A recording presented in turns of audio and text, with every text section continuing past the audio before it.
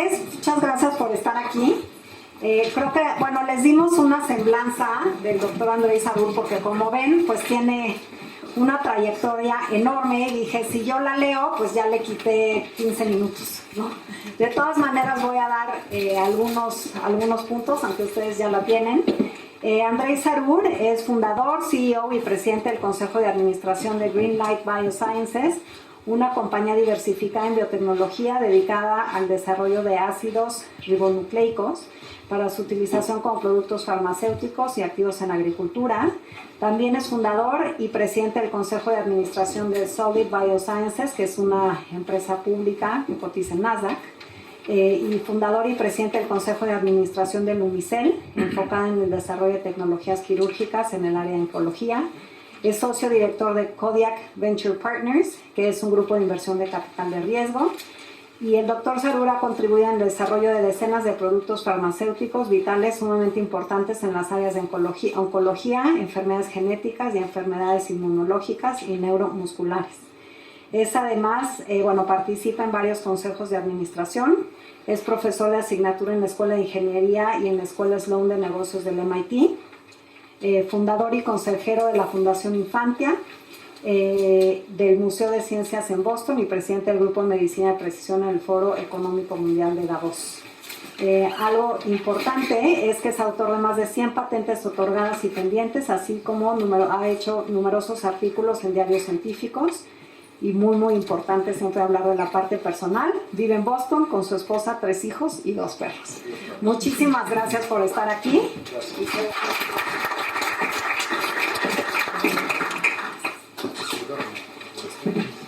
Pues gracias por invitarme.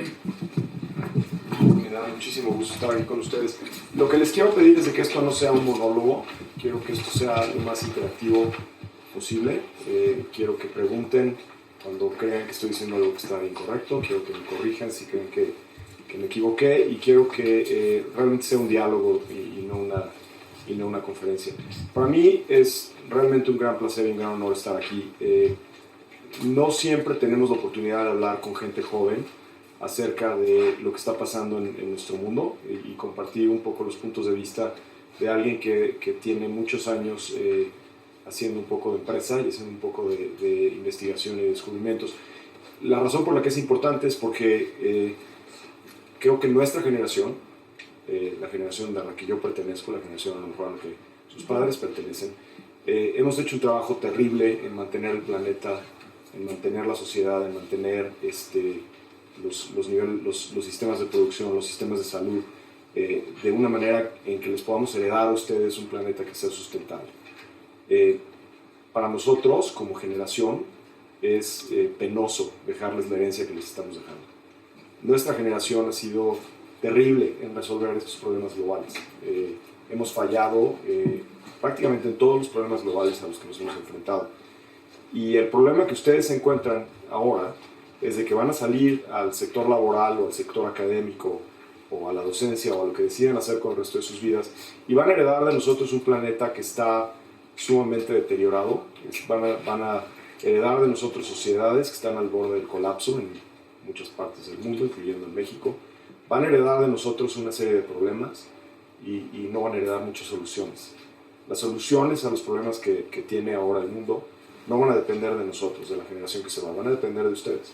Ustedes, las personas que están en este salón, las personas que son sus compatriotas de generación, por decirlo de alguna manera, son los que van a ser responsables de resolver los problemas globales.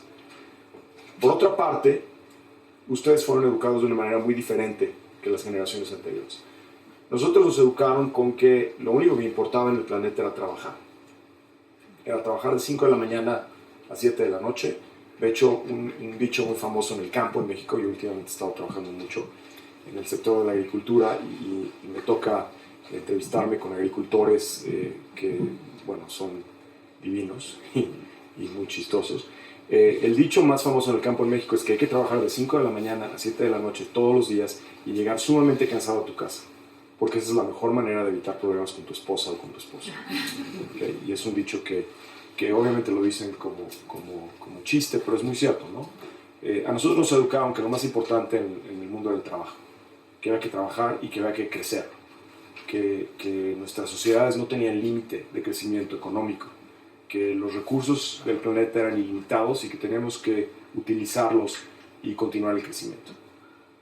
Y que la felicidad la íbamos a conseguir trabajando, cosa que no es cierto, por cierto. Su generación es diferente, ¿no? Esta generación de millennials y generación Y y Z y quién sabe qué tanta cosa, es diferente. Ustedes ponen la felicidad un poco delante del trabajo, ponen la felicidad un poco delante de la expansión, ponen la felicidad un poco delante de las necesidades de otros. Mi generación odia esa perspectiva, ¿no? Piensa que esa perspectiva es sumamente egoísta y que se sienten que tienen derecho a todo y todo lo demás. Sin embargo, yo creo que hay mucha razón en lo que ustedes hacen. No creo que la perspectiva sea incorrecta. Yo creo que pensar en lograr la relevancia y la felicidad es el camino correcto. Yo creo que nuestra generación se equivocó al tratar de hacer igual el crecimiento y de cierta manera el bien económico y el bienestar financiero con la felicidad. ¿Okay? Ahora, nosotros no fuimos los primeros que pensamos eso y ustedes no son los primeros que pensaron que la felicidad se debe poner delante, la felicidad y la relevancia. Creo que la relevancia es tan importante para su generación como la felicidad. No quieren trabajar en cosas mundanas, quieren trabajar en cosas que creen una diferencia fundamental en el planeta. Y ustedes no han sido los primeros en pensar de esa manera, ¿no? Ni nosotros fuimos los primeros como generación en pensar que el crecimiento económico era lo único importante. Estos son ciclos. La historia se repite en ciclos, ¿no? Y siempre después de una etapa de crecimiento vertiginoso sigue una etapa de reconocer cuáles son las cosas importantes. Una de estas etapas ocurrió aproximadamente en el año 50 después de Cristo, después de la expansión brutal que tuvo el Imperio Romano, donde básicamente conquistó toda Europa, partes de Asia, el norte de África. Después de esto hubo un como momento de reflexión por una persona que se llama Marco Aurelio. ¿Quién sabe quién era el emperador Marco Aurelio? Levanten la mano. Yo soy profesor también, como oyeron en mi biografía, entonces si ustedes no levantan la mano, le voy a empezar a preguntar a la gente. Si no saben, lo voy a burlar de ustedes, como hacemos todos los profesores. Díganme. Era un emperador, pero que era un filósofo también, un pensador, ¿no? No solamente un dirigente, una persona con autoridad, sino alguien con, digamos, autoridad moral. ¿Y cuál era la corriente de autoridad moral que él propuso? Por aquí lo vi. Estoico. Fue uno de los primeros filósofos estoicos. Si no se acuerdan de Marco Aurelio, salió en la película de Gladiador. Es el viejito al que matan. No es el de yo soy Máximo Meridio, no, es el otro. Y él propuso una fórmula que es muy simple para encontrar ciertamente la relevancia, pero quizás también la felicidad, ¿no? Entonces, esta es la fórmula que propuso Marco Aurelio.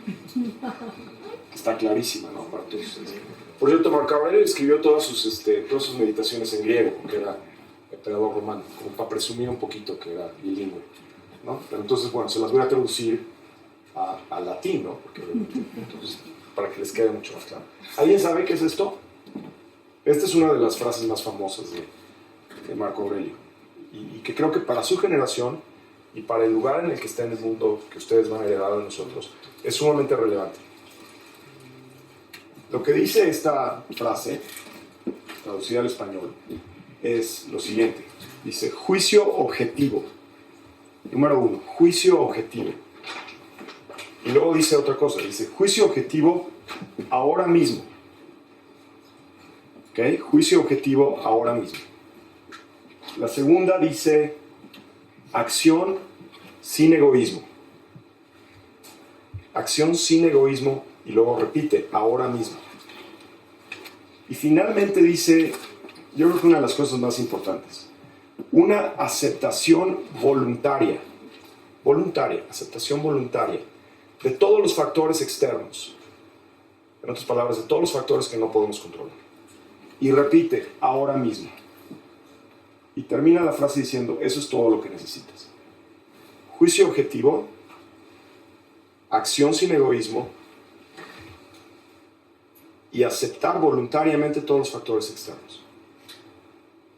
Y lo que es sumamente importante es de que después de cada una de las proposiciones que hace, juicio objetivo, acción sin egoísmo y aceptación voluntaria, repite ahora mismo. ¿Okay? Una de las cosas que mi generación cometió un grave error es el ahora mismo. Para nosotros siempre había un mañana donde íbamos a poder pasar más tiempo con nuestros hijos. Para nosotros siempre había un mañana donde íbamos a buscar la paridad de géneros. Para nosotros siempre había un mañana donde íbamos a empezar a respetar los recursos naturales que heredamos del planeta. Y como nosotros sabemos, ese mañana no llega jamás, ¿no? Se te acaba la vida y se fueron tus hijos a college, se te acaba la vida y te acabaste los recursos del planeta, se te acaba la vida y nunca tuviste el tiempo de buscar la felicidad. Entonces la diferencia entre ustedes, esta generación nueva que desgraciadamente hereda todos estos problemas, tiene que ser el ahora mismo. Entonces, desde hoy, no mañana, desde hoy, hay que empezar con juicio objetivo. ¿Qué es juicio objetivo? Es juzgar las cosas con un marco de referencia que no sea interno, que no sea emocional, que sea objetivo, que sea relativo a las otras cosas contra las que estamos juzgando. Y esto puede ser un modelo de negocios, esto puede ser qué asignatura tomar el semestre que entra, esto puede ser a qué novio invitar a salir el sábado. ¿Okay? Juicio objetivo, no mañana. No quiero que hoy sean emocionales y mañana empiecen a tener juicio objetivo. El juicio objetivo se necesita ahora mismo. La segunda parte es sumamente complicada para su generación. Para nuestra generación era muy fácil. Acción sin egoísmo.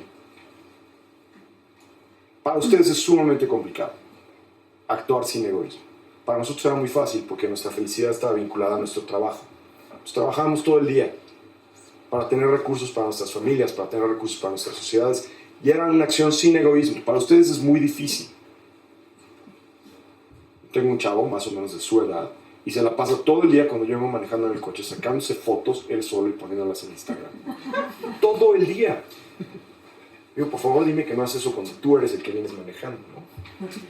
¿Okay? Pero eso es lo que hacen. Entonces hacer acción donde tú no eres el centro del universo es muy difícil para su generación. Pero eso tiene que pasar ahora mismo. Y les voy a decir en las próximas diapositivas por qué tiene que pasar ahora mismo. Y finalmente, lo más importante de esta frase y la base de ser estoico es de que tú no puedes controlar todo. Tú no puedes controlar los factores externos. Los tienes que aceptar voluntariamente. Y lo importante de esa frase es voluntariamente. Porque obviamente nosotros aceptamos todos los factores externos, pero nunca es voluntario. Lo aceptamos porque no nos queda de otra. Pero aceptarlos voluntariamente cambia fundamentalmente cómo vemos el universo. Porque aceptar algo voluntariamente es la primera etapa de lograr cambiar algo externo a nosotros. Si no lo aceptamos voluntariamente, no podemos empezar a diseñar el cambio que queremos ver en el mundo. ¿Okay? Yo crecí aquí en México y crecí en el Cedros, o sea, Opus Dei super mocho católico. Y la razón por la que menciono esto es de que cuando tuve yo que enseñar a rezar a mis hijos, yo aprendí a rezar de una manera como a lo mejor todos ustedes empezaron a aprender a rezar, ¿no? Pidiéndole a Dios cosas. Dios mío, por favor, déjame pasar el examen de matemáticas. Dios mío, por favor, que a mi papá le vaya bien para que me compre coche nuevo. Dios mío, por favor, que nos vayamos de vacaciones a Ixtapa y no a Acapulco, ¿no? Pedíamos cosas. La manera en la que yo estoy enseñando a rezar a mis hijos, si ustedes creen en Dios o no es su problema, es no pidiendo cosas, sino pidiendo tener la fortaleza para poder enfrentar lo que se nos ponga enfrente.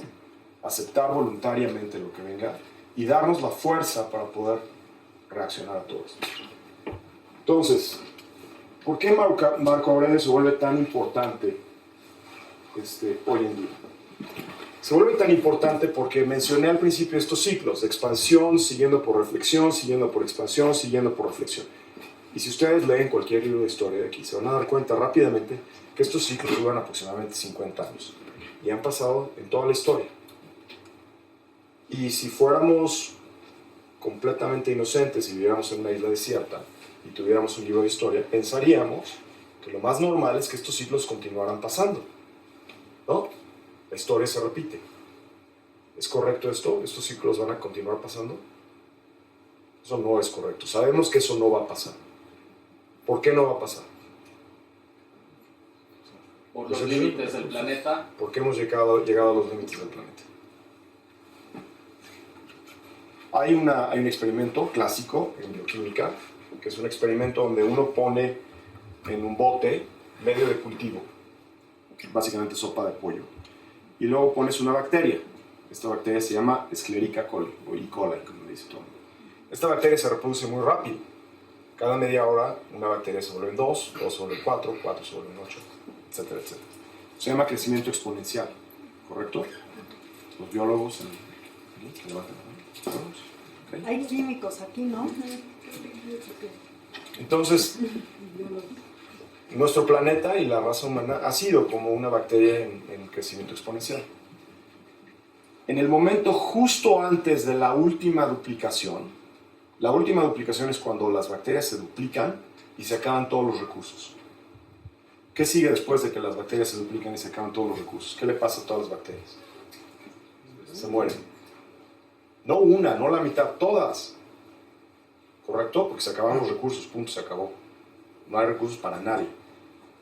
Pero imagínense cómo se ve el frasco este donde están creciendo las bacterias, justamente una duplicación antes. Una duplicación antes, este frasco se ve como un frasco con recursos ilimitados, donde hay comida para todos y de sobra. Y solo pasa una duplicación más, media hora más, y entonces este sistema colapsa.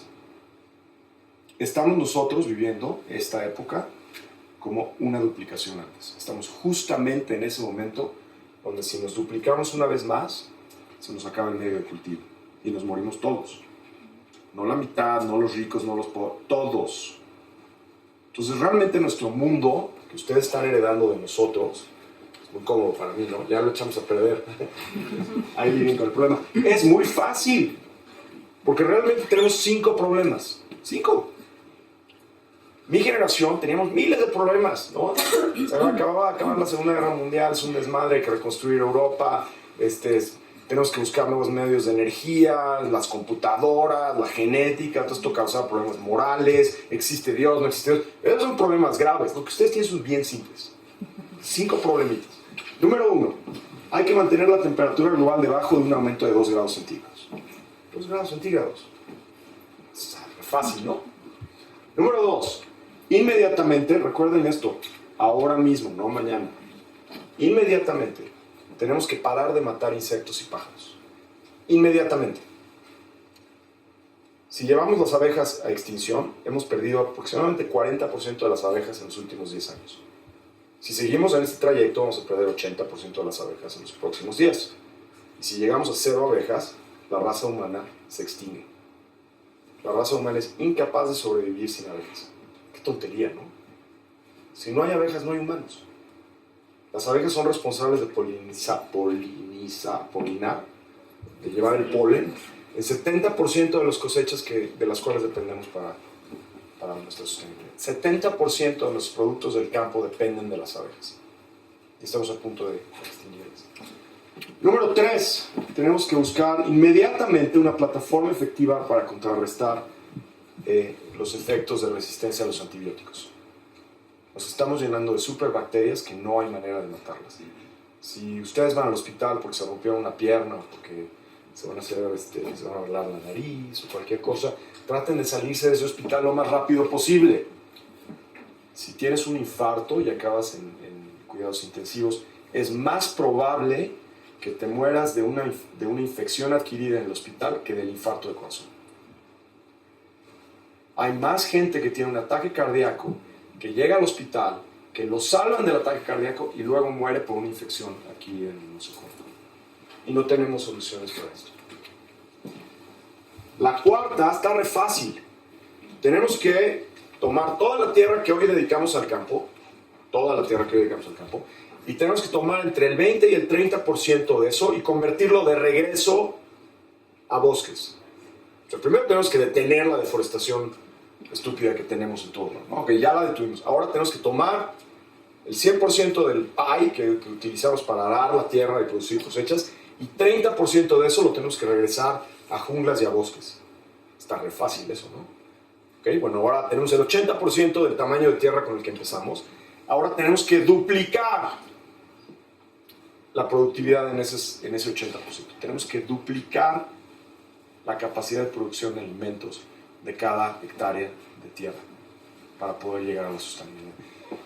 Y finalmente tenemos que resolver la inequidad económica. Uno de los efectos más entendidos del rápido crecimiento, y los últimos 50 años han tenido crecimiento que ha sido exponencialmente mayor a cualquier otra etapa de la historia humana, es que con la expansión rápida viene una inigualdad, una inequidad económica. Entre más rápida y más grande es la expansión, más rápida, más grande y más peligrosa es la inequidad económica a nivel social. Y bueno, obviamente, si no hacemos algo al respecto, y esto es lo que viene dirigido a ustedes, y lo que tiene que ver con su felicidad y su relevancia, si no hacemos algo al respecto de estas cosas, nada más importa. Si no resolvemos estos problemas, todo lo demás es irrelevante. Todo lo demás es irrelevante. Ahora, empecé yo a dar esta plática hoy y nunca les dije cuál era el objetivo de mi plática. Lo hice a propósito, también se me medio olvidó, pero también lo hice a propósito. Que era llegar a este momento y decirles por qué vine a darles esta plática hoy. ¿Okay? Una, para asustarlos, porque es divertido asustar a los alumnos. Pero dos, y sin bromas ya, porque mi objetivo es convencer a uno de ustedes. No a los 40, a uno. Con que uno de ustedes haya entrado aquí pensando algo y salga de aquí pensando algo diferente, mi viaje desde Boston, mi mañana con el vicerrector y con sus profesores, el dolor de cabeza que traigo por la altura y la cruda, todo eso valió la pena, ¿okay? Si puedo convencer a uno de ustedes de que esto es verdad. De que lo que fuera que ustedes iban a hacer saliendo de aquí, lo pongan en duda. Y en lugar de hacer eso, piensen de que si no resolvemos el calentamiento global, tenemos un 50% de probabilidad de extinguirnos como raza humana. Si no resolvemos en los próximos 10 años tenemos para resolver el problema de las abejitas y las mariposas y los pájaros. Si no hacemos eso, tenemos 15% de probabilidad de extinguirnos como raza humana en los próximos 10 años. Imagínense que ustedes van ahorita a comprar una casa y sacan un préstamo a 10 años.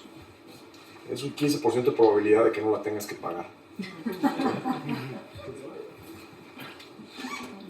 Y si no resolvemos la inequidad económica, tenemos, de acuerdo a Davos y de acuerdo al Fondo Económico Mundial, una probabilidad del 25% de tener una guerra mundial como nunca hemos visto antes para el 2050. ¿Okay? Esto es la realidad, esto es lo que se siente cuando estamos en un bote creciendo a crecimiento exponencial y estamos a 1 grado de duplicarnos nuevamente. ¿Okay? Ahora, ¿por qué les estoy diciendo esto? Bueno, pues porque nosotros claramente, mi generación, no podemos resolver esto. No estamos equipados para resolver esto. Ustedes van a tener que resolver esto. Esto es lo que esta es su herencia. ¿Okay? Vamos a hacer esto un poquito más complicado. Ninguna de estas cosas es independiente. Todas estas cosas están íntimamente correlacionadas. Aquí tomé simplemente 2 de los 5 temas que les dije. Obviamente podemos poner los 5 temas aquí, se volvería un estudio de sistemas bastante complicado. Pero aquí simplemente tomé la agricultura por un lado y la inequidad económica por el otro lado. Y obviamente estas cosas están estrechamente vinculadas. Cuando tenemos una caída de ingresos en la clase trabajadora del campo, como está sucediendo en nuestro país, como está sucediendo en prácticamente todos los países del mundo, los márgenes de productividad, los márgenes de rentabilidad de las cosechas a nivel mundial continúan bajando y bajando y bajando y bajando. La mayoría de los agricultores a nivel mundial están a un pasito de la bancarrota. ¿Por qué es esto? Bueno, porque el precio de los alimentos no ha subido y no puede subir. Hay 1.000 millones de personas que no pueden comprar alimentos, no les podemos subir el precio de los alimentos. ¿Okay? El precio está fijo. ¿Okay? Sin embargo, los insumos que le tenemos que poner a las cosechas para mantener la productividad continúan subiendo. Y continúan subiendo, ¿por qué? Porque la fertilidad del suelo ya no es la misma, porque hemos generado resistencia en los insectos que tenemos que controlar, porque tenemos problemas a nivel de distribución de alimentos. Entonces tenemos que meterle más lana a cada hectárea de campo y sacamos el mismo producto al mismo precio. Por lo tanto, nuestros márgenes van haciendo más pequeños y más pequeños y más pequeños. ¿Y quién sufre cuando esto pasa? Gente del campo. ¿Quién ha sido la generación abandonada durante esta etapa de crecimiento? Es la gente que trabaja en el campo. Y por lo tanto, la gente que trabaja en el campo ha migrado a las ciudades en números que no tenían presentes. Ahora, cuando tenemos caída de ingresos en la clase trabajadora del campo, ¿qué tienen que hacer los agricultores? Bueno, pues tienen que sembrar más. Y la única manera que pueden sembrar más es adquiriendo más tierra. Quemando bosques, talando selvas. ¿Qué pasa cuando talamos por bosques y selvas? Contribuimos de manera significativa al calentamiento global. La agricultura es responsable por el 25% de las emisiones de carbono que contribuyen al calentamiento global, y ese número va a ser aproximadamente 30% en los próximos 10 años por la deforestación. Cuando tenemos calentamiento global, los sistemas agropecuarios nuevamente se colapsan. En Europa ya no se puede crecer la canola, hace demasiado calor. La canola era lo que proveía de recursos a 10 millones de personas en Europa. En los últimos 2 años, las cosechas de canola han sido 0. En el 2020 nos espera que se siembre canola en Europa. Va a haber 10 millones de personas desempleadas en Europa, porque no van a poder sembrar canola. ¿Okay? Cuando esto sucede, tenemos sobreutilización de pesticidas, extinción de polinizadores y de insectos beneficiales. Tenemos que usar más insecticidas para tener mejor productividad en las hectáreas que son productivas. ¿Y qué pasa cuando hacemos esto? Tenemos caída de ingresos nuevamente, y es un ciclo que se acelera. Ahora, ¿qué pasa cuando estas personas pierden sus ingresos? Bueno, pues incrementa la desigualdad económica, como lo hemos visto en Chile, en Líbano, en México, en Bolivia, en Canadá, en etcétera. ¿Okay? Y tenemos sentimientos populistas, anti-inmigratorios, tenemos todas estas cosas de esta es mi tierra, la voy a proteger de todos los extraños porque es lo único que tengo, y entonces tenemos Evos Morales y tenemos otros gobiernos autoritarios que obviamente llevan a una reducción significativa en la inversión. ¿Okay? Lo único que hay que ver es ver la historia de los últimos 2 años, no únicamente en México, toda Latinoamérica, en el Medio Oriente. Una reducción significativa de inversión. ¿Y qué pasa cuando tenemos una reducción significativa de inversión? ¿Quiénes son los que sufren? No son los ricos los que sufren, ¿no? Son nuevamente la clase trabajadora del campo. ¿Cómo rompemos este ciclo? Mi generación trató de romper este ciclo con regulación, con reglas, con caridades. Para Bill Gates es muy fácil cuando está sentado en $104 billones y es que yo puse $6 billones a trabajar. A ver, compañero, es el 6% de lo que tienes. No eres ningún santo, compadre. ¿Okay? Regulación y caridad no resuelven estos problemas. ¿Qué es lo que va a resolver estos problemas? ¿Qué va a resolver estos problemas? Le estoy preguntando, porque es su rollo, no mío. Yo ya estuve. ¿Cómo vamos a resolver estos problemas? Innovación. Empresa innovadora. No es los gobiernos, no son las organizaciones no gubernamentales, porque la regulación no es igual a la solución. La solución es empresa, es emprendimiento. ¿Okay? Como empresa no me estoy refiriendo únicamente a Kimberly-Clark o a Pepsi. Es un tipo de empresa, ¿no? El tipo de empresas que ustedes están empezando son empresas que están resolviendo uno de estos problemas en este ciclo. Ser emprendedor no requiere empezar una compañía desde cero, requiere hacer algo diferente para romper este ciclo. Requiere enfocarse en cualquiera de estos problemas y buscar por medio de colaboración, por medio de juicio objetivo, por medio de acción sin egoísmo y por medio de ignorar los factores externos, soluciones a cualquiera de esos problemas. acuérdense de una cosa, digo, les pinté un panorama bastante negativo, pero acuérdense de una cosa muy simple. Para romper un ciclo, basta romper uno de los elementos del ciclo. Y si todos nosotros nos enfocamos en un elemento del ciclo, alguno de nosotros tiene que tener la suerte de poder romper el elemento del ciclo. ¿Ok? Escoja su favorito. O mejor aún, escojan cómo lo que están haciendo hoy entra dentro de estos ciclos y cómo pueden cambiar sus actividades de hoy para hacer que lo que están haciendo hoy, qué es lo que les gusta hacer, qué es lo que aman hacer, qué es lo que les trae la felicidad, puede contribuir a esto. Y hay acciones muy simples que podemos hacer hoy en día que logran esto. Yo soy director de una empresa que se llama Greenlight. Greenlight, de hecho, está tratando de resolver directamente problemas aquí. Pero no únicamente hicimos eso. Una de las cosas que hicimos es, dijimos que por ley, por mandato autoritario dentro de la empresa, 50% de nuestros empleados tienen que ser mujeres. A todos los niveles de la empresa. A todos los niveles de la empresa. En lo que le llamamos el C-Suite, ¿no? CEO, CFO, Chief Legal Counsel, etcétera, etcétera, etcétera. Somos 6, tenemos 3 mujeres. Pregúntenme el desmadre que fue conseguir una directora financiera mujer.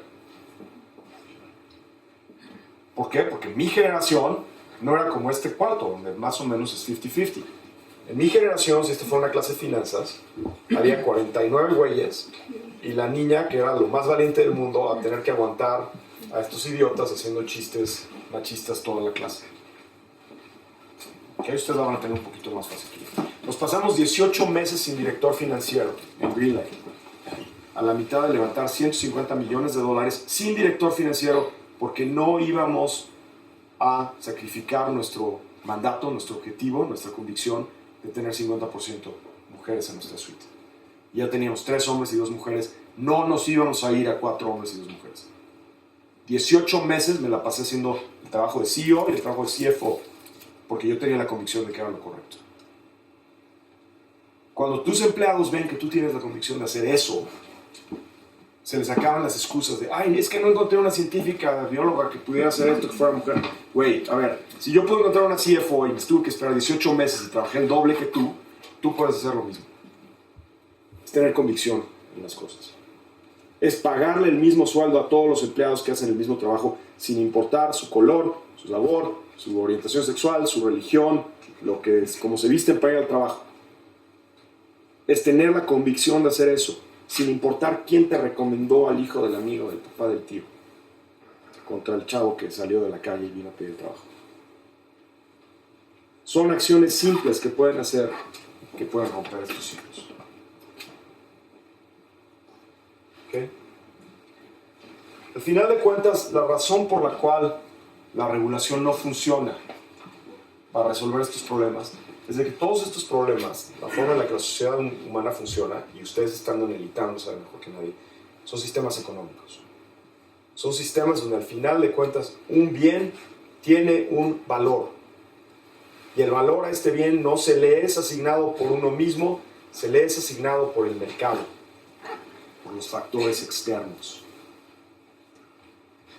Y he aquí el problema número 1 de la empresa en México. La falta de entendimiento que son esos factores externos los que determinan el valor del mercado de un bien. Y es la falta del ser estoico que nos permite aceptar ese factor externo voluntariamente. La gasolina cuesta lo que la gasolina cuesta. Y te puede gustar o no te puede gustar, lo tienes que aceptar voluntariamente. Y si no te gusta, haz algo por cambiarlo. Inventa un coche eléctrico y no pagues gasolina. ¿Okay? Mi generación se quejaba con el gobierno. Queremos más subsidios para la gasolina. Pónganse a explorar más. Desnacionalicen el Pemex. Bla, bla, bla. 50 años quejándonos, nada pasó. La gasolina cuesta lo que la gasolina cuesta. Su generación va a inventar autos eléctricos, autos solares, autos de hidrógeno, autos, etc. Su generación ya inventó Uber. Ok, no reinventen Uber. Inventen la siguiente solución. el campo, la comida, vale lo que el mercado puede pagar. Soluciones innovadoras de tecnología, de sistemas de sociedad, que puedan ayudar a producir más alimentos con la misma tierra, que puedan ayudar a desperdiciar menos alimentos, que puedan balancear el sobreconsumo de calorías que tenemos en este país y en otros países contra el consumo tan bajo de calorías que tenemos en partes de África y en partes de Asia. Esas son soluciones sociales, no son tecnológicas, pero son innovadoras. Dejemos de quejarnos de cuánto cuestan los alimentos, busquemos las soluciones innovadoras de lograr que todos los habitantes del planeta tengan acceso a esos alimentos. Eso es lo que su generación tiene que hacer. Les quiero dar dos ejemplos. No sé si se ve esto. Sí, a ver. Les voy a platicar lo que es esto y les voy a pedir que no se asusten mucho. Esto es lo que pasa en un campo de papas, de patatas, cuando hemos cosechado todas las papas y barremos lo que quedó en el suelo. ¿Ok? Sí las juntamos, porque sí las juntamos para la foto, que no. Pero son abejas muertas. ¿Ok? Las papas son susceptibles a un bicho que se llama el escarabajo de la papa, porque ataca la papa. Entonces la única manera de controlar este escarabajo es con una clase de insecticidas que se llaman neonicotinoides. ¿Quién fuma aquí? Levante la mano, sin pena. Ya luego los voy a regañar por fumar. Cuando fumas, ¿te da más hambre o menos hambre? ¿Por qué?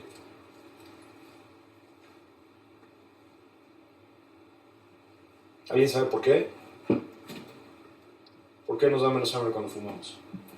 No recuerdo, pero actúa a nivel del sistema nervioso central y apaga el centro de apetito. Correcto, se llama un receptor de una molécula que se llama acetilcolina. La nicotina se adhiere al receptor de acetilcolina, no permite que la acetilcolina se adhiera al mismo receptor, bloquea el receptor y te suprime el apetito. ¿Okay? Por eso la gente cuando deja de fumar sube de peso. No es porque no tenía nada que hacer, entonces comí dulce, no es cierto, es porque ese receptor en tu cerebro es afectado por la nicotina.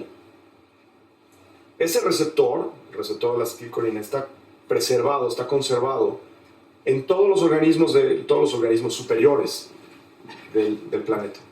De insectos para arriba, todos tenemos lo mismo. Nuestro apetito se controla por medio del receptor de la acetilcolina. ¿Okay? Entonces, a un genio se le ocurrió, vamos a crear unos insecticidas que parezcan nicotina. No usar nicotina directamente, porque la nicotina directamente es cara. Entonces vamos a hacer algo que parezca nicotina, que se adhiera al receptor de la acetilcolina. Y se lo vamos a rociar a los insectos. ¿Para qué? Para que no se coman la cosecha. Súper fácil, ¿no? Ok, bueno, pues ¿qué pasa cuando se lo roces a los insectos? Que no es un receptor que sea único para la plaga. Es un receptor que existe universalmente. Nosotros lo tenemos. Los pájaros, los peces, todos los demás insectos lo tienen. Entonces, ¿qué les pasa a las abejas cuando lo reciben? Eso les pasa a las abejas. Y no es únicamente a las abejas, los pájaros, las aves también. Ahora, no es de que nos gusten las aves y las abejas y las queramos proteger porque nos caen bien. Bueno, también. Pero es porque esos son los principales polinadores de todas las cosechas y de todos los ecosistemas naturales. Si desaparecen las aves y desaparecen las abejas, desaparecen esos ecosistemas naturales. En Norteamérica, o sea, México, Canadá y Estados Unidos, en los últimos 30 años hemos perdido 4.000 millones de aves. 4.000 millones de aves, únicamente en Estados Unidos, México y Canadá. 4.000 millones de aves es el 40% de todas las aves que existían. ¿En cuánto tiempo? En los últimos 30 años, desde que estos insecticidas se trajeron al mercado. ¿Cuál es la solución a esto? ¿Cuál es la solución de mi generación a esto? No, la solución de mi generación a esto, como les dije anteriormente, a mi generación les encanta ¿qué? Les encanta la regulación. ¡Ah! ¡Perfecto! Los insecticidas están matando a todas las abejas. a la fregada con el insecticida ese. Entonces, ¿qué hicieron en Europa? No más neonicotinoides en Europa, no más neonicotinoides en Canadá, a punto de ser, sacados del mercado en Estados Unidos. ¿Qué pasa cuando sacas el neonicotinoide? Pierdes el 40% de tus cosechas de papa, 40% de tus cosechas de papa, 100% de tu cosecha de canola. Tu respuesta es la correcta. Tenemos que buscar otra solución, y la solución no es la regulación. La solución no es subirle el precio a los neonicotinoides. La solución es buscar un sustituto. Es buscar un sustituto que mate únicamente al escarabajo de la papa y que no mate a la abeja. ¿Ok? Pero bueno, también tiene unas restricciones esto, ¿no? Porque como les dije, no podemos seguirle subiendo el precio a los agricultores de los insumos que ponen al campo. Entonces tiene que ser tan eficiente como el neonicotinoide, tiene que ser más seguro que el neonicotinoide y tiene que ser por lo menos tan caro o menos caro que el insecticida natural. Nosotros empezamos Greenlight hace 10 años para buscar la solución a este problema. 10 años buscando la solución que finalmente va a entrar al mercado el año que viene. Que hace exactamente eso. Mata únicamente al escarabajo de la papa, es completamente biodegradable, es ácido ribonucleico y es tan barato como el neonicotinoide. No les estoy diciendo esto para que digan, ay, mira, este güey está grueso, inventó algo. No, ese no es el punto. El punto es, hace 10 años identificamos un problema que iba a tener impacto global. Y empezamos a trabajar en ello. No teníamos la solución, teníamos el problema. Cuando ustedes piensan en empresa, muchos de ustedes dicen, bueno, pues lo más fácil es, si Uber funcionó en Estados Unidos, ¿por qué no nos traemos Uber a México? Y en lugar de ponerle Uber, le ponemos Pancho y sus carros o lo que sea. ¿Okay? Esa es una solución buscando un problema que no existe. Su generación, mi generación hizo eso hasta que nos cansamos. Facebook, una solución a un problema que no existe. Súper exitosa, que no contribuye en nada al bien social. En nada. El mundo no es un mejor lugar porque existe Facebook, ¿ok? Y si contamos el número de matrimonios que han valido madre porque el exnovio se metió a Facebook y puso no sé qué, el net de Facebook es un negativo para la raza humana.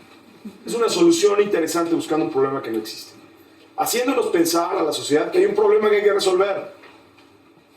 Y nosotros no la tragamos enterita, vendiéndonos cosas que no necesitamos. Su generación dejó de usar Facebook así de rápido. ¿Por qué? En el momento que empezaron a ponerles anuncios de todo, dijeron, estos güeyes me quieren vender cosas, a mí no me interesan los bienes naturales, los bienes materiales, adiós. Bien, por ustedes. Mi generación sigue usando Facebook para todo, perdiendo el tiempo en Facebook constantemente. Quiero que busquen empresa, pero quiero que busquen empresa que se enfoque en resolver un problema, no en buscarle un problema, una solución. Si el problema vale la pena resolver, porque es la otra que vimos, ¿no? Es que en México no hay lana para hacer este tipo de cosas. Por eso te fuiste a Estados Unidos, por eso lo hiciste en Estados Unidos. Eso no es cierto. Si el problema vale la pena, si el problema cambia fundamentalmente la trayectoria de la humanidad, el dinero no es un obstáculo. El dinero es el bien más abundante que tenemos en el planeta. Y ese es el único bien que tenemos en el planeta que no tiene límite. Si se nos acaba, imprimimos más. Ese no es un obstáculo. El obstáculo es encontrar el problema al cual nos queremos enfocar. ¿Okay? La segunda está súper interesante. Esos son cochinitos. Esta es una crisis muy interesante. Y las personas que están enfocadas en estas son un par de compañías, más de un par, 10 compañías más o menos, que no tienen nada que ver con los puercos. El problema es el siguiente: hay un nuevo virus, un virus que se descubrió apenas hace como 10 años, que se llama el ASF, el virus de la fiebre del puerco africano. ¿Okay? Este virus, ¿quién ha oído mencionar del virus de la influenza porcina? nuestros 3 biólogos en la audiencia. Okay. Este virus probablemente va a matar entre el 50 y el 70% de los puercos en China este año. Y ustedes por acá dicen, oye, a mí qué me importa el 50% de los puercos en China, pues es el problema de los chinos, ¿no? ¿Por qué es relevante que se muera entre el 50 y el 70% de los puercos en China? Un par de datos más. El puerco es el 50% de la proteína en China. Entonces se muere el 70% de los puercos en China. China va a tener una carencia de 35% de la proteína que tiene que suministrar a su población. ¿Qué le va a pasar al precio de la proteína a nivel mundial cuando el 20% de la población no tiene suficiente proteína? Va a subir, ¿no? Los economistas en la audiencia va a subir. ¿Quién va a sufrir cuando suba el precio de la proteína? No, los ganaderos se van a beneficiar. Los consumidores. ¿Cuáles consumidores van a sufrir? Los consumidores que dependen del campo. Ese margen que para la mayoría de nosotros no nos va a afectar, que la proteína cueste el 10% más, es la diferencia de tener que comer y no tener que comer para aproximadamente 1.500 millones de personas en el mundo. ¿Por qué compañías como Walmart está metiéndole lana como loco en encontrar una vacuna para la fiebre porcina? ¿A Walmart qué le importa?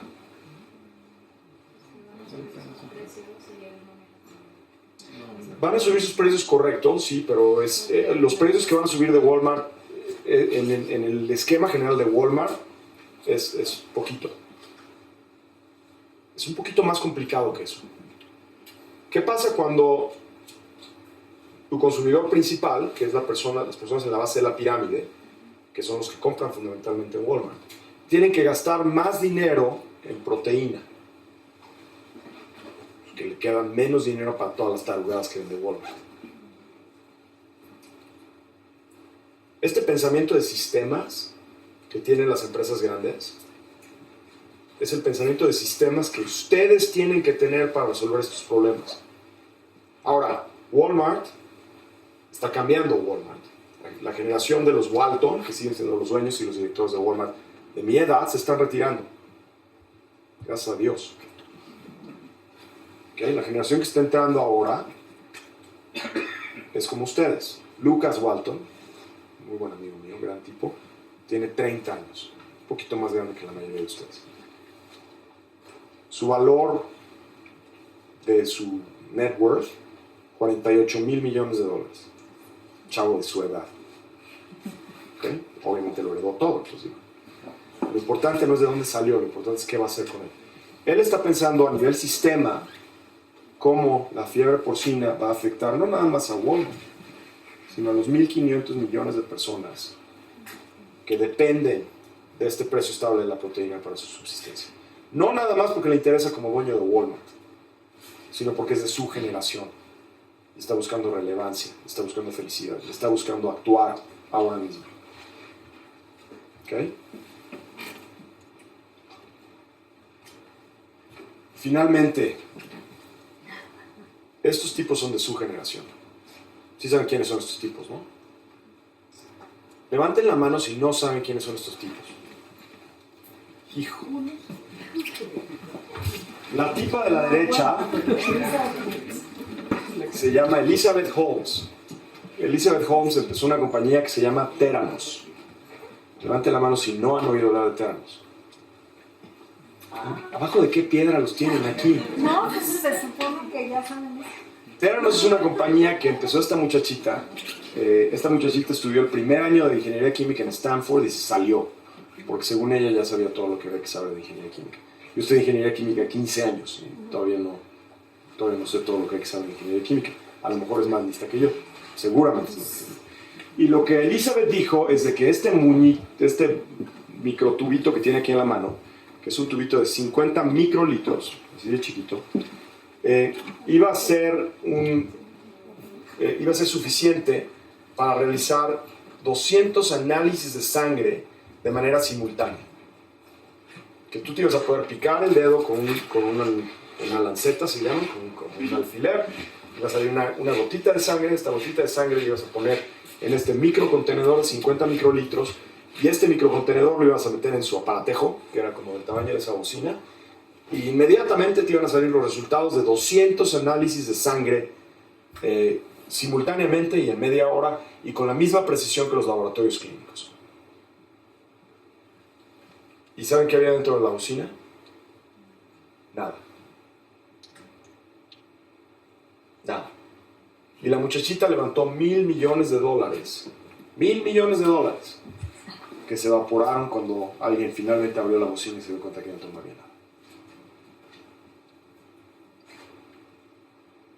¿Qué salió mal ahí? Vamos a pensar que salió mal ahí, ¿ok? ¿El problema vale la pena resolver? Absolutamente vale la pena resolver el problema. Tener acceso rápido, barato y fácil a análisis de sangre inmediatamente es increíblemente valioso. ¿Por qué? Porque podemos seguir las pandémicas, podemos averiguar si alguien tiene influenza en el punto donde entra un aeropuerto, podemos diseñar vacunas nuevas y responder a enfermedades muchísimo más rápido, podemos detectar un infarto antes de que el infarto suceda, podemos tener increíbles avances a nivel social si esto fuera realidad. El problema valía la pena resolver. ¿Ok? Número 2. Juicio objetivo ahora mismo. ¿Ustedes creen que Elizabeth tuvo juicio objetivo ahora mismo? Al principio sí, ¿no? Dijo, yo juzgo que si yo puedo resolver este problema, tiene un gran valor, no nada más para el mercado, sino para la sociedad. Los invito a que lean todo lo que dijo Elizabeth, de cómo iba a cambiar al mundo, de cómo iba a darle a cada persona en el planeta la habilidad de controlar su propia salud, su propia provisión de salud. ¿Okay? Realmente inspirante la mujer. Después el juicio objetivo cambió y dejó de ser objetivo. Cuando trató de meter todos los componentes que se necesitarían para poder hacer los análisis de sangre en la bocina y se dio cuenta que no cabían y que no funcionaban, decidió entonces que iba a decir mentiras. Porque al final de cuentas lo que ella pensó es de que con un poco de tiempo y mucho dinero voy a lograr resolver el problema. Cuando todo mundo con quien habló le dijo que ese problema no se podía resolver así. Tenía el problema correcto. Se enfocó en una solución que todo mundo le dijo que no funcionaba. Lo trató y no funcionó y siguió con la misma solución, en lugar de buscar una solución nueva. En lugar de buscar una manera de traer soluciones alternativas de otras personas. Su juicio dejó de ser objetivo. Acción sin egoísmo.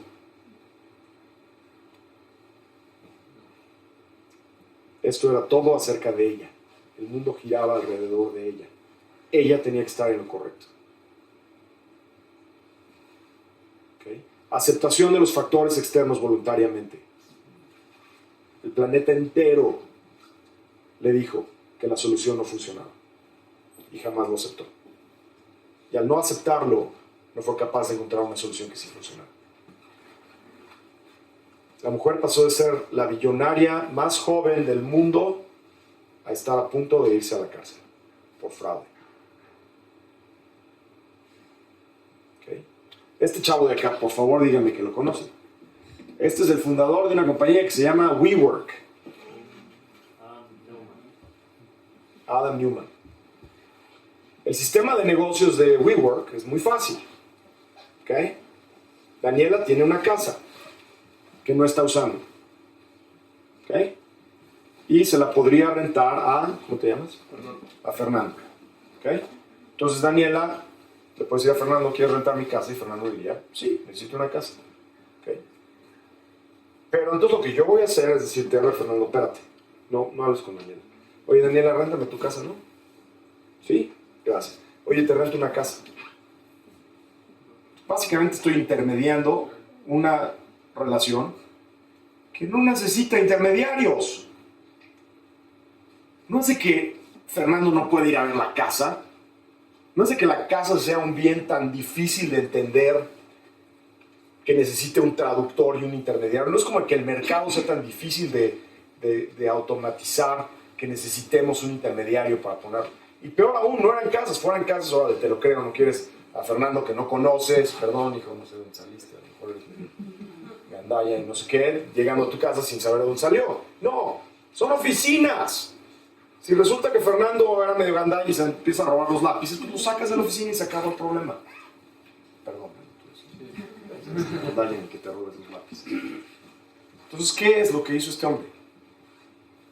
Una solución para un problema que no existía. Por cierto, la compañía acabó valiendo gorro, está a punto de valer gorro, pero este güey se fue a su casa con 1.7 billones de dólares. Y este es el conundrum. Este es donde quiero terminar la plática de hoy. Porque ustedes van a tener la oportunidad, ¿por qué? Por su preparación, porque son inteligentes, por el caos que hay en el mundo. Y el caos crea oportunidades. De tomar una decisión. De crear una solución para un problema que no existe e irse a la casa con 1.7 billones de dólares. O de trabajar incansablemente por 10 años en tratar de buscar una solución a un problema real que afecta a toda la humanidad y que a lo mejor no te va a dejar a ti la rentabilidad que esperabas. Mi generación hubiera tomado la decisión incorrecta cada vez. De hecho, la tomamos cada vez. Preferimos el 1.7 billones de dólares cada oportunidad que tuvimos. Ustedes, en un par de años, van a estar allá afuera tomando estas decisiones. Y les repito, mi objetivo hoy es de que uno de los 45 decidan trabajar incansablemente por 10 años, tratando de resolver un problema que a lo mejor no les va a dejar dinero. Que lo hagan de manera responsable, que lo hagan porque les apasiona, que lo hagan porque están buscando ser relevantes, que lo hagan con balance en su vida personal, en su familia, en cómo tratan a sus semejantes. Porque, a diferencia de mi generación, no va a haber otro ciclo para ustedes. Este es el último ciclo. Si logran llevar el equilibrio, van a lograr prosperidad para todo el planeta. Si actúan como actuamos nosotros, se acaba el medio de cultivo. ¿Ok? Los voy a dejar con esta frase. Eso es todo lo que necesitan. Como dijo Marco Aurelio en griego y en latín, se los dejo ahí en español para que le saquen la foto, lo vean. Mejor aún compren las memorias de Marco Aurelio, las meditaciones de Marco Aurelio y lean. Porque al final de cuentas, cada vez que tienen que tomar una decisión, hay muchos esquemas que los pueden ayudar a tomar una decisión. Este es un esquema que te puede ayudar a tomar cualquier decisión. Juicio objetivo, ahora, en este mismo momento. Acción sin egoísmo, ahora, en este mismo momento. Aceptación voluntaria, ahora, en este mismo momento, de todos los factores externos. Y lo que me encanta al final es lo que dice Marco Aurelio. Esas son tus únicas necesidades. ¿Okay? Les agradezco muchísimo que se hayan tomado una hora de su tiempo y espero en realidad de que uno de ustedes lo tome en serio y decida cambiar el mundo. Gracias.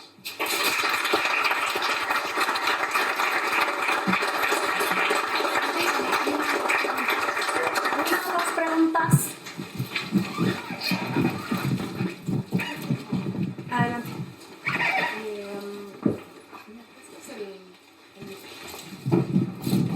Perdón.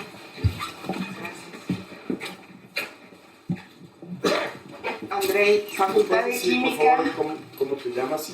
Javiera Servini, Facultad de Química, generación 91-95.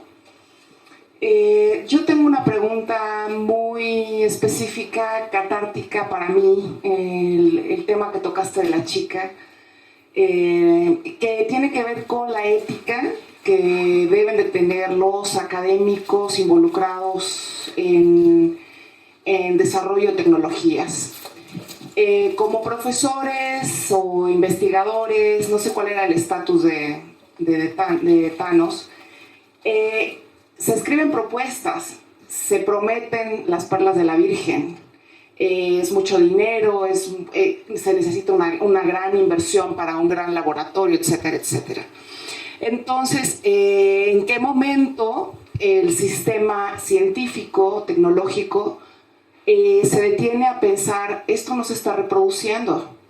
¿Sí? Se trata de algo que, ya se dieron cuenta, pero 10 años después, porque esa persona efectivamente ya salió corriendo con los millones de dólares, porque le dijo a la gente lo que quería escuchar. Entonces, sabemos que hay muchos papers en Science y en Nature que no se reproducen, la fusión en frío, caso clásico, ¿no? Varios grupos de investigación hoy por hoy tienen esa presión, que empiezan a ver del otro lado del mundo, los chinos no pueden reproducir lo que estás diciendo, ¿qué pasa? Entonces, ¿cuál es el take-home message para la gente que está haciendo? Obviamente están orientados hacia empresa, pero de todas maneras esta parte ética creo que es muy importante, ¿no? Van a encontrar mucha gente que les va a endulzar el oído, les va a decir maravilloso, yo te voy a resolver el problema, tú solo tienes que invertir en mí. Entonces, ¿cuál es el camino a seguir? Gracias, es una gran pregunta. Bueno, primero que nada hay una línea muy tenue entre la venta de sueños y el fraude, ¿no? Cualquier empresa, cuando yo empecé Greenlight hace 10 años, les dije exactamente eso: confía en mí, invierte en mí. Pero ¿cuál es la tecnología? No hay tecnología. Esto es un problema que tenemos que resolver y tú vas a leer el mismo currículum que tienen ustedes y vas a decidir si confías en que esta persona que está delante de ti va a trabajar de tal manera de llegar a solucionar el problema. La pregunta obligada del otro lado es, bueno, ¿cuál es la probabilidad de que esto funcione? ¿No? Cualquier problema, cualquier decisión, hay dos componentes, ¿no? Uno, ¿cuál es el valor final? El valor final es el valor real del bien, el valor de mercado del bien, menos los costos de desarrollo, ¿no? Ese es uno de los elementos. El otro elemento, que es lo que se les olvidó a los inversionistas de Theranos, es cuál es la probabilidad de que esto funcione. Entonces, Theranos tiene un valor muy, muy calculable, ¿no? Podemos calcular exactamente cuál es el valor de tener este aparatito en todas las clínicas, etcétera, etcétera. Miles de millones de dólares, perfecto. ¿Cuál es el costo de desarrollo? Pues mira, vamos a hacer todos estos prototipos, lo puedes calcular. Lo que les falló ahí, ¿cuál es la probabilidad de éxito de esto? ¿Y quién es el analista que está decidiendo cuál es la probabilidad de éxito? Cuando Elizabeth vino a verme a mí, y me dijo que necesitaba dinero para empezar esta idea, le dije yo, Elizabeth, tu probabilidad de éxito es cero. Cero. No 1% ni 2%, cero. Y me pregunto, ¿por qué? Dije, bueno, pues porque las matemáticas no funcionan. Cuando tienes 50 microlitros de sangre, y me estás diciendo que con 50 microlitros de sangre vas a realizar todas estas pruebas, esto se vuelve un problema de aritmética, no un problema de biología. ¿Cuál es el problema de aritmética? Bueno, para darme todos estos análisis, tienes que cuantificar las moléculas. O sea, si estoy buscando cuál es la cantidad de glóbulos rojos en 50 microlitros de sangre, tengo que contar los glóbulos rojos, ¿correcto? Básicas matemáticas. Si tengo que saber si alguien tiene peligro de tener cáncer de próstata, tengo que medir la concentración del antígeno específico para la próstata. Entonces yo le pregunté a Elizabeth, ¿cuántas moléculas de PSA, el antígeno específico de la próstata, hay en 50 mililitros de sangre? 50 microlitros de sangre. Y se me quedó viendo como... Y no tenía ni idea, ¿no? Le dije, Elizabeth, en 50 microlitros de sangre hay aproximadamente 100 moléculas individuales de PSA. Si tienes únicamente 100 canicas en una bolsa, ¿ok? ¿Cuál es la precisión con la que puedes medir el número de canicas en la bolsa? 70%, ¿no? Lo tienes que contar 30 veces y sacar la desviación. Créanme, es como 70%. 70% no es un rango que alguien vaya a confiar en tu aparatejo para decidir si tienen cáncer o no. Imagínate llegar al doctor y te digan, tienes 70% de probabilidad de no tener cáncer. No manches, doctor, ¿cómo? Y el otro 30% pues no sabemos. Pero entonces, ¿por qué creyeron, todos los fondos y los consejeros? ¿Pero qué fondos? No hubo un solo fondo que invirtiera en Theranos que fuera un fondo especialista en ciencias de la salud. Fueron gente con lana, que se enamoraron de la visión de esta chica. súper convincente la chica, súper convincente. Era como la Steve Jobs, ¿no? Era como la Steve Jobs. Entonces, tu punto es correcto. Esto funciona basado en dos principios fundamentales. Que la persona vendiendo es ética y que la persona comprando tiene los medios para verificar. Si cualquiera de estas dos cosas no funciona, todo el sistema se traba. Entonces, ¿cuál es el cambio generacional? Por eso es por lo que tengo esperanza. El cambio generacional es muy significativo en esto. Porque deja de ser, y lo estamos viendo día con los millennials que se están graduando ahora y están empezando a hacer investigación, lo estamos viendo todos los días, y es real. Hemos visto por primera vez papers publicados en publicaciones de primer rango que dicen, el experimento no funcionó. Hicimos el experimento, nos pasamos 4 años haciendo el experimento y no funcionó. Y por primera vez los journals estos, no Nature Science, pero siguiente nivel abajo, están aceptando publicaciones donde las cosas no funcionan. Porque el fracaso tiene un valor. Y en muchas ocasiones el fracaso tiene un valor que es superior al éxito. Te voy a dar un ejemplo. En mi vida anterior, antes de dedicarme a tratar de curar vacas y puercos y bichos en el campo, me dedicaba yo a desarrollar medicinas para enfermedades bastante feas, ¿no? Incluso sigo siendo director de varias de ellas. La probabilidad de que una de tus medicinas funcione y sea aprobada por la FDA es aproximadamente del 1%. O sea que hay 99 que no van a funcionar por cada una que funciona. Pero nuestra generación no publicaba los fallos. No publicaba los fracasos. No le daba publicidad a los fracasos. Al contrario, lo tratamos de esconder abajo de la alfombra. No, esto no funcionó, pues cállate. ¿Cuál es el problema con esto?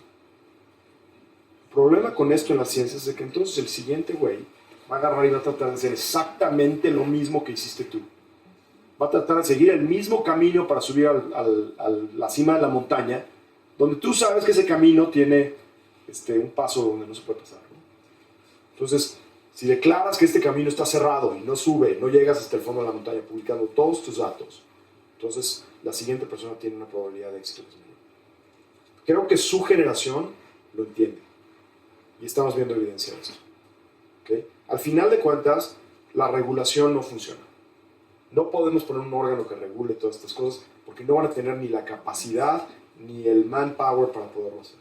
Tenemos que al final de cuentas confiar de que toda la comunidad científica y tecnológica entiende este concepto de que estamos a un paso del último doble. ¿Okay? Y al final de cuentas pues tenemos que tener fe en su generación.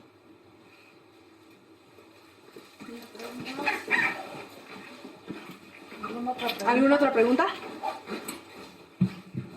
Salud, Carlos Estrada. Oye, a mí me tocó trabajar cuando me dedicaba a la ciencia con RNA interferente y escuché que la parte, tu alternativa, tu solución es con RNA. El RNA tiende a ser súper sensible, que se degrada nada más de mirarlo y respirar sobre él. No te voy a preguntar cómo lograste que sí funciona el RNA, sino qué pasó en tu visión, en tu mindset para insistir en algo que hay mucha evidencia de que es débil, de que no va a funcionar.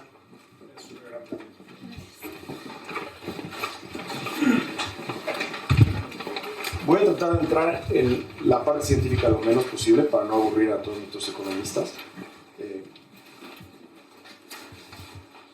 Cuando el RNA es muy corto, cuando la molécula de ácido ribonucleico es muy corto, como ustedes se acuerdan, ¿quién se acuerda de biología en prepa? Levanten la mano. ¿Cómo puede ser que los señores grandes son los que se acuerdan de biología en prepa y todos los chavos andaban dormidos? Por eso son economistas todos. Nadie se acuerda de biología en prepa. El ácido ribonucleico es un polímero. ¿Okay? Es básicamente una cadena de ácidos nucleicos individuales que se juntan y forman una secuencia. ¿Okay? Cuando la secuencia es muy pequeña, entre 25 y 100, es rápidamente degradable. ¿Okay? Lo que nosotros hacemos, primero que nada, es hacemos un ácido ribonucleico doble. O sea, no es nada más la secuencia, sino su secuencia complementaria. Y luego nuestras secuencias no son de 100 nucleótidos, son de entre 400 y 600 nucleótidos. Lo que esto logra hacer es de que el ácido nucleico no se quede como un espagueti derechito, sino que se haga como bolita, como un cromosoma. Y cuando escondes las puntas del ácido nucleico, su resistencia a la degradación, que es enzimática, se vuelve mucho mayor, número uno. La segunda parte es de que lo encapsulamos en un detergente, básicamente un detergente biodegradable, que es muy barato, que forma una cápsula alrededor del RNA y prevé que se rompa por acción de la luz ultravioleta. Esa combinación de no permitirle el acceso a la enzima y bloquear la luz ultravioleta lo hace estable 14 días, entre 14 y 21 días. Que es exactamente lo que quieres, por cierto, no lo quieres en el campo un año. Quieres que haga su trabajo, mate al bicho y luego se descomponga completamente y que no quede absolutamente nada. Pero tu pregunta es mucho más fundamental. A mí me dijeron lo mismo, el ácido ribonucleico que quieres tú echar en los campos se va a descomponer rápidamente por la acción de todo este tipo de cosas. El problema se volvió diferente entonces. ¿Okay? Y esta es la diferencia entre yo y Teranos.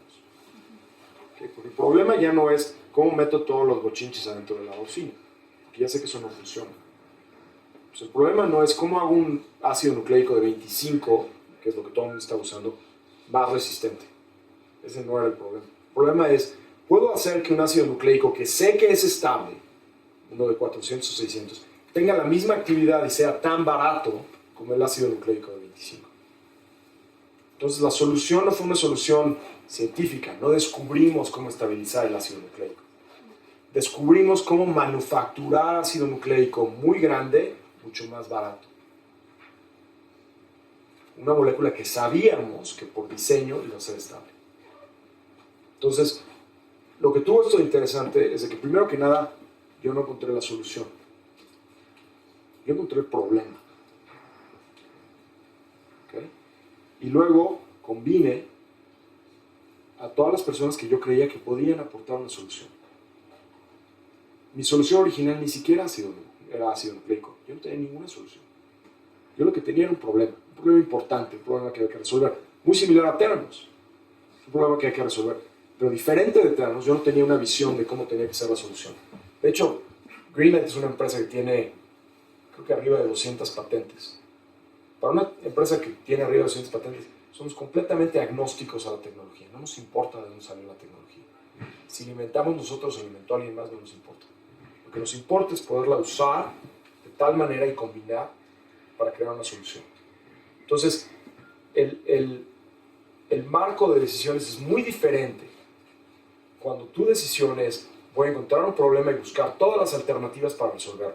Y nuevamente, la probabilidad de que lo hubiéramos resuelto era muy baja. Y nuestros primeros inversionistas nos dijeron, a ver, maestro, te vamos a dar $1 millón, pero a ver hasta dónde llegas y vamos a tomar una posición importante en tu empresa porque pues, estás vendiéndonos aquí el cielo azul. Y conforme fuimos derribando obstáculos técnicos, la evaluación de la empresa y nuestra capacidad de levantar más dinero para seguir adelante continuó subiendo. Pero la moraleja de la fábula es la solución que buscas primero normalmente no va a funcionar. Si te mantienes enfocado en resolver el problema, en contratar al mejor equipo, entonces vas a encontrar la solución tarde o temprano. ¿Alguna otra? Muchísimas gracias. ¿O ya nos vamos? Ya nos vamos.